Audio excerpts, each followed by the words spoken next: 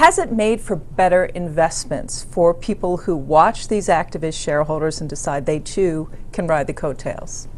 That I don't know. It's not our world. It's a little bit of what we talked about at the summit. What I find surprising is that at least in our world, on the stress side, you would need to have at least a third of the debt to be able to sort of effectuate change. So a lot of what we do is constantly get on creditors committees and try to effectuate that change.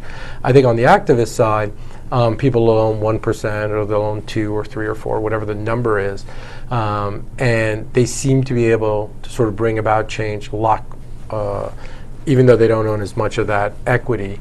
I don't know how beneficial it is. I'm sure it is, but I just haven't followed it.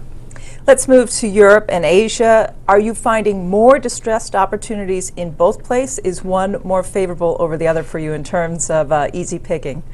I think you've got more opportunities in Europe right now, and I would tell you that's sort of where there's a big focus.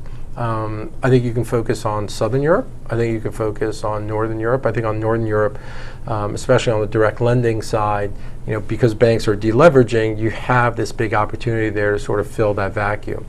I think in Southern Europe, the question is how long is it going to take for Southern Europe to turn around? One of the issues that we have in Southern Europe is just the legal system isn't as strong as it is in Northern Europe.